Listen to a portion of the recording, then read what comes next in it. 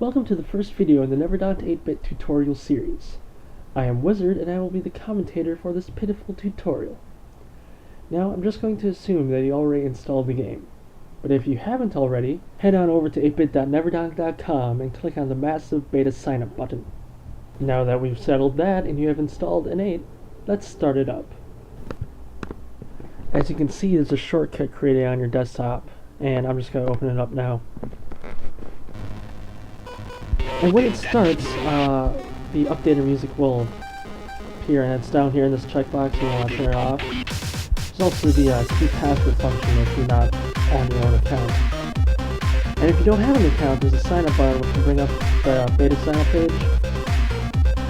And there's also a lost password for if you have an account and you don't know your lost password, and you just enter in your email and you'll find it. Let's just start that.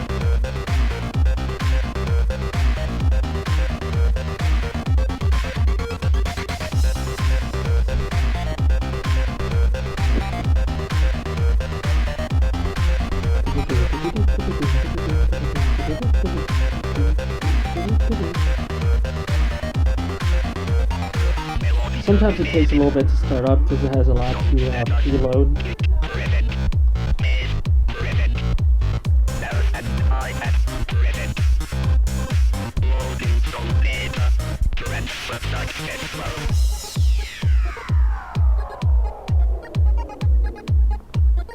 After a certain point, the stars in the background will be controllable by your mouse, so if you want to just play around with those while you're loading, it's pretty fun. And you'll see at the bottom it tells you what it's currently loading. Things are all the blocks in the game, and then positioning objects and monsters, and yep, now I locked my mouse, so I can move it around. And now the updated music is gone because, yeah, it's only for the updater, and oh yep, there we are, okay. So when you start out, your screen might be a little small like this, and you'll start out in Safe Castle, where I am now. I'm just going to type in some commands first.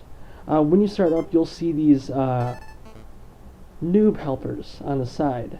And whenever you do the action, they will disappear. And I recommend going through all of them. Right now, I don't have any weapons equipped, so it's kind of angry at me. Because you'll start out with weapons equipped.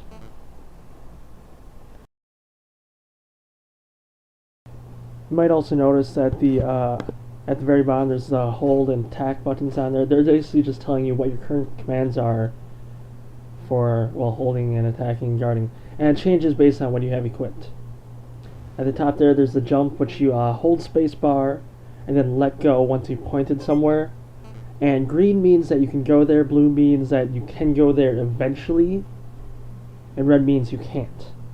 So with the eventually thing, the longer you hold down spacebar, the farther you can jump.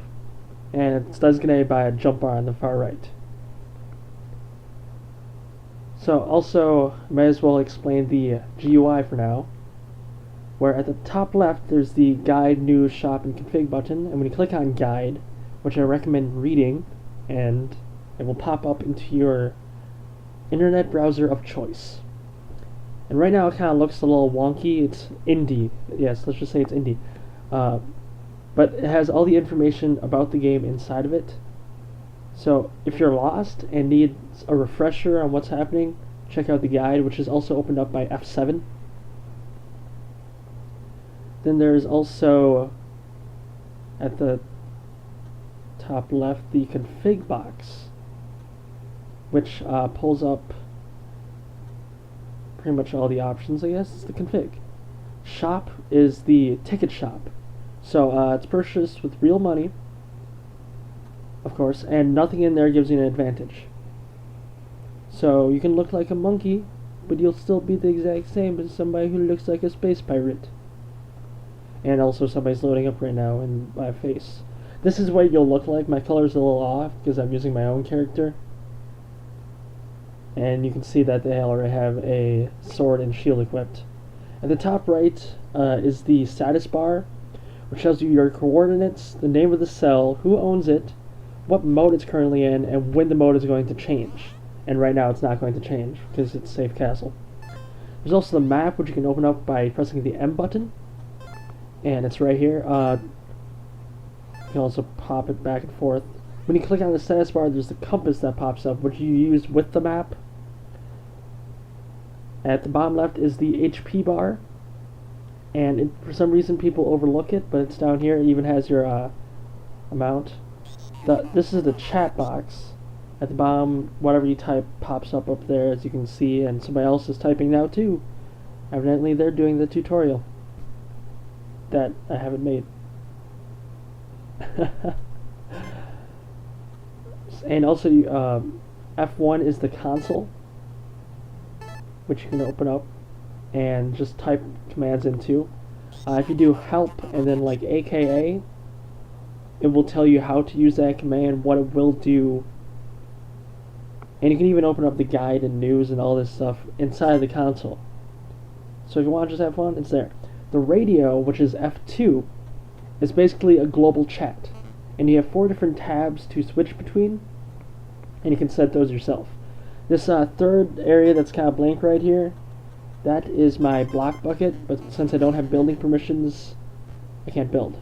And F4 is your inventory, and at the top right is your equipment, left hand, right hand, and then all your hats are at the bottom. And right now I just have a star shirt equipped because I'm awesome. The bottom right is a filter, so if I type in HP, it'll bring back all the items that have HP in it, or a bomb, so it's helpful if you want to find a certain item. At the bottom left is the team tokens and the team points, which are currently being deprecated right now, but they might return later. The tokens, which are used to buying power-ups or pretty much anything that affects gameplay. And some people use them in Tronics, which I'll explain later. There's also tickets, which are used in the shop, which you notice is up at the top left, which we opened earlier. And they buy anything cosmetic that does not affect gameplay. There are the coupons, which take 10% off your purchase of tickets. And they might have further uses in the future, I'm not sure. Stars are going to be used for ship fuel, and they're also used for an epic right now called the Star Guitar, and of course I'll explain that later too. There's fish. Fish is basically like an in-game stock market, and Fishman's located like outside this store, and he controls all the fish and stuff like that. You can sell them to him, buy them from him. He's fun. X points, which are used to level up your shrine, and you gain them after 30 minutes of active gameplay, and it's not consecutive. You can go away for a while and then pick up where you left off. And the last one is the set colors box, which appears when you're in a shrine, and this allows you to change your appearance to wherever you want. And there are some bugs where if somebody loads, you'll take their colors, but it's pretty easy to change yourself. You just drag the red, green, blue sliders and it will work just like pretty much any color application.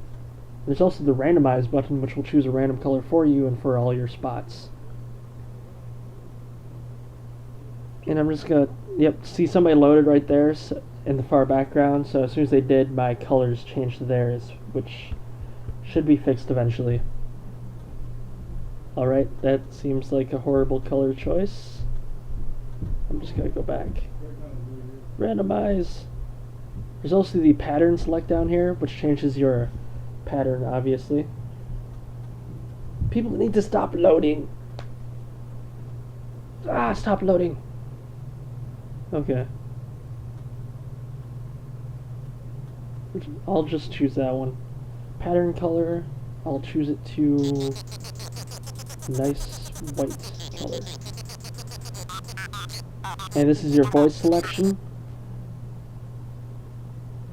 I like a little middle ground, actually. And that's character customization, I guess. And of course, this gets even farther with the shop, and there might be other like token-based items to wear on your head later too. Actually, there probably will be. I don't know. But when you start out, you're in Safe Castle, as I said, and most of the times you'll start on this shrine that I'm on now, and all shrines have these stars coming out of them. And you'll start next to this blue arrow most of the times, which says, "Hey, come to public where you can build."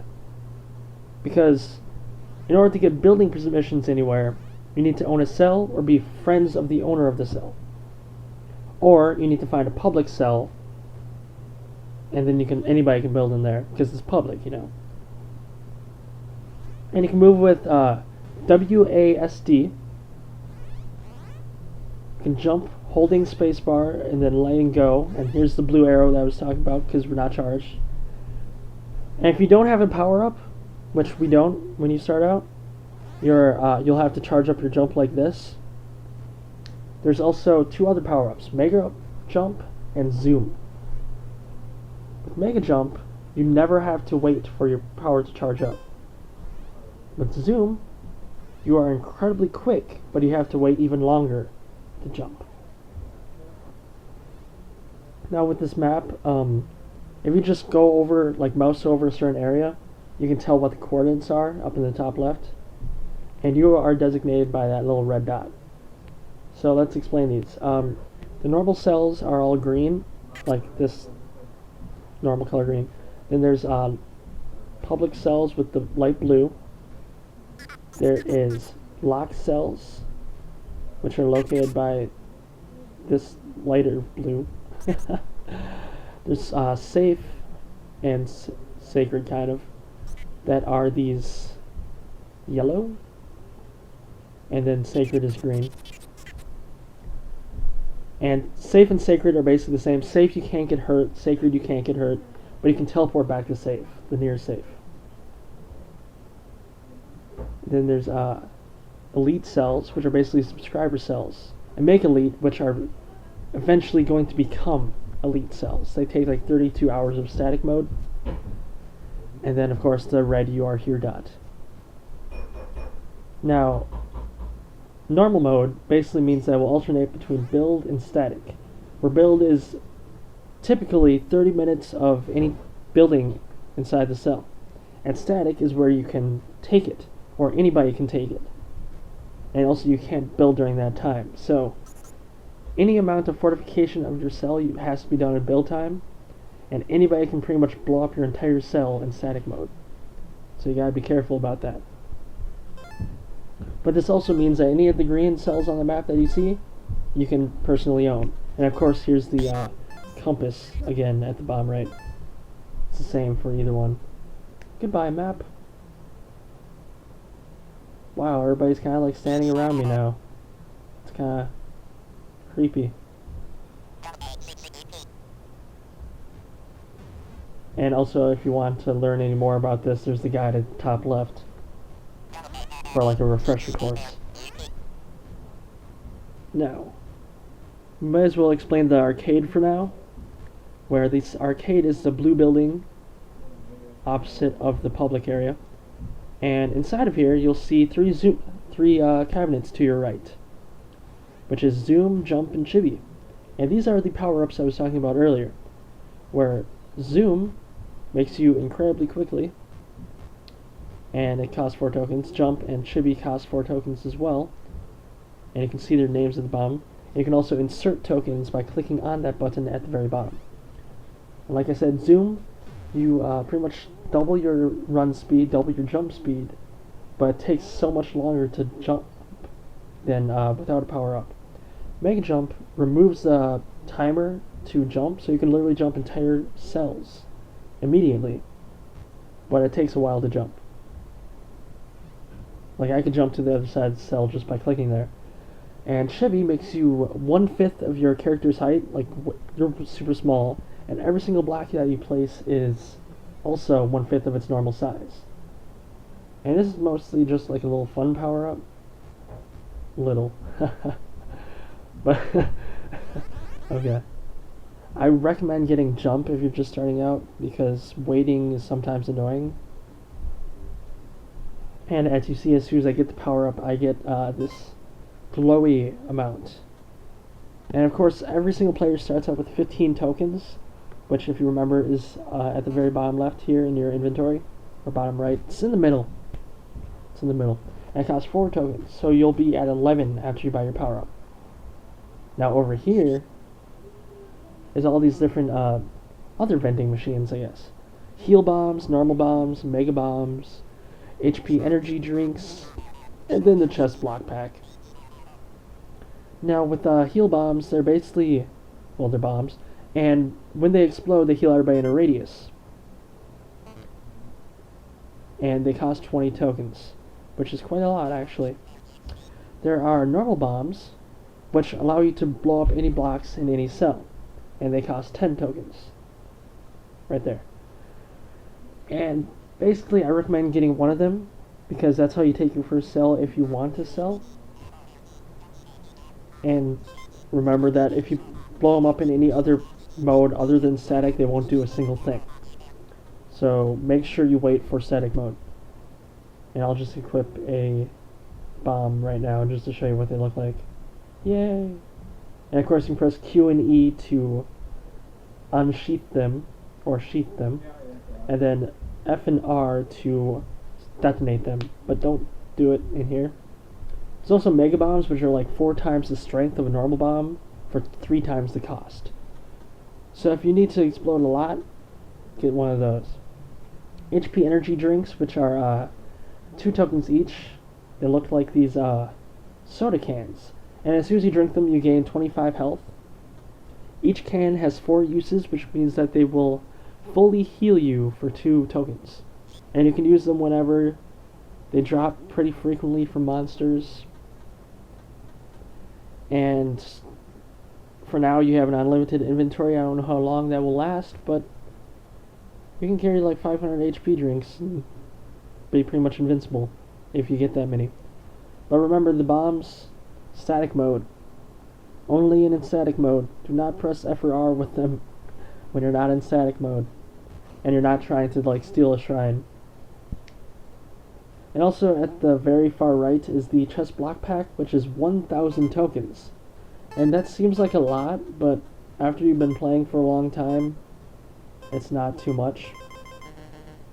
And when you buy it, I'd pull up my bucket right here because Aeon friended me. This is what they look like. They'll be at the end of your bucket. When you drag it out, it'll basically just be chess pieces like horse, bishop, pawn, whatever. And once you buy it, it's there for life. Or until the server dies, which is like, hopefully never. Yeah, here's the chibi guy that I was talking about earlier. He was really small on the ground. And he's gone. This is the shop. It's the same thing as pressing F5. And there's really no difference currently between going to this guy and buying stuff or just pressing F5 and buying stuff. Unless you want to talk to ShopBot, which is awesome. So, what else is there? There is in the basement, which is the test sword and test hat, which is useful for trying out own items that you made inside of the game. And they both cost 88 tokens. And here's my test sword, my personal test sword right now, which is a Aeon shield. Yay! And the test hat appears just like a question mark hat if you don't have any item replacing it currently. And this is done by changing the name of the block to testsword.ping or testhat.ping in your hats folder. And you can make, of course, things with the maker that shipped with the game. And I have other tutorial series for that if you want to learn how to do that. Alright, that's pretty much it. Oh yeah, that's just like a useless help thing, don't worry about that. This is pretty much it for the tutorial. I'll make another one really soon. Other than that, I'll